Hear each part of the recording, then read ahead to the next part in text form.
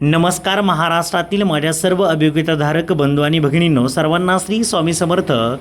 पवित्र पोर्टल शिक्षक भरती 2025-26 टेट परीक्षा 3च्या माध्यमातून आपण जर पाहिलं तर इंग्रजी माध्यमाच्या जागा, सेमी इंग्रजी माध्यमाच्या जागा आपल्याला मोठ्या प्रमाणावरती या भरतीमध्ये पाहायला मिळतील. एकंदरीत या ठिकाणी आपण जर पाहिलं तर इंग्रजी माध्यमाचे जे उमेदवार आहेत, ज्यांची अर्हता DED BEd इंग्रजी माध्यमातून ज्यांनी पूर्ण केलेलं आहे, त्या उमेदवारांना आपण जर पाहिलं तर साधारणतः 1 ते 8च्या ज्या जागा आहेत त्या ठिकाणी मोठ्या प्रमाणावरती त्यांचं मेरिट अगदी कमी आल्याचं आपल्याला पाहायला मिळतं आहे. एकंदरीत आपण जर विचार केला तर या DED आणि BEd उमेदवारांचं आपण एकंदरीत मेरिटचा विचार जर केला तर साधारणतः अगदी मागील भरतीचा विचार जर केला तर 80 मार्क्सपर्यंत मेरिट खाली आल्याचं आपल्याला पाहायला मिळालं. म्हणजेच एकंदरीत एका बाजूला जर पाहिला तर जवळपास 20 ते 25 गुणांचा फरक आपल्याला मराठी BEd DED धारक व इंग्रजी BEd DED धारक यांच्यामध्ये पाहायला मिळतो आहे. मग यासाठी खरं तर प्रश्न असा विचारला जातो की या जागांसाठी सेमी इंग्रजी व इंग्रजी माध्यमाच्या जागांसाठी ज्यांचं DED मराठीमधून झालेलं आहे, ज्यांचं BEd मराठीमधून झालेलं आहे, ते उमेदवार पात्र आहेत का? मग त्याचा अभ्यास आपण जर केला तर शासन नवीन GRनुसार आपण 1-2-4 दिवसांपूर्वीच पाहिलं की शासनाचा एक नवीन GR त्या ठिकाणी आला.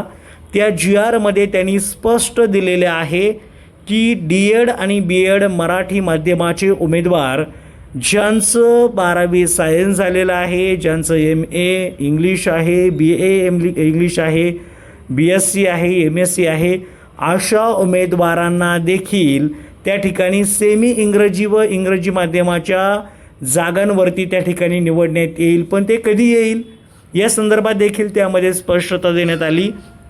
त्यामध्ये त्यांनी स्पष्ट लिहिलं आहे, जर इंग्रजी DED BEdचे उमेदवार मिळाले नाहीत तर अशा परिस्थितीमध्ये त्या ठिकाणी मराठी माध्यमाचे उमेदवार ज्यांचं की या ठिकाणी यांनी दिलं आहे, पहा, ज्यांचं 12वी सायन्स झालेलं आहे, BA इंग्लिश झालेलं आहे, MA इंग्लिश झालेलं आहे, BSc आहे, MSc आहे, अशा उमेदवारांना येणाऱ्या नवीन जाहिरातीमध्ये, आता या नवीन जाहिरातीचा अर्थ समजून घ्या. समजा पहिल्या टप्प्यामध्ये भरती होत असेल आणि त्या टप्प्याच्या पुढच्या जाहिरातीमध्ये, म्हणजे पुढचा जो सेकंड टप्पा होणार आहे, सेकंड फेज होणार आहे, त्या सेकंड फेजमध्ये जर इंग्रजी माध्यमाच्या जागा शिल्लक राहिल्या तर त्या जागांवरती हे जे उमेदवार दिसत आहेत, या उमेदवारांना त्यांच्या गुणांनुसार संधी देण्यात येणार आहे. म्हणजेच थोडक्यात या उमेदवारांचं DED BEd जरी मराठी असलं, त्यांचं मराठीमधून जरी DED झालं असलं तरीही या उमेदवारांना त्या ठिकाणी इंग्रजी तसेच सेमी इंग्रजी माध्यमाच्या ज्या शाळा आहे त्यांच्यावरती संधी मिळणार आहे. जर त्या माध्यमाच्या जागा उपलब्ध राहिल्या, म्हणजेच DED BEd इंग्रजी माध्यमाचे उमेदवार उपलब्ध न झाल्यास या ठिकाणी यांना संधी मिळणार आहे. तर नक्कीच फेज 2मध्ये या उमेदवारांना देखील आपल्या जागेवरती जाता येईल. त्या ठिकाणी सेमी इंग्रजीचे उमेदवार न मिळाल्यास यांनासुद्धा खूप मोठा फायदा त्या ठिकाणी पाहायला मिळेल. तर तुमचं काम या भरतीमधून व्हावं यासाठी सर्वांना शुभेच्छा. Thank you so much. All the best.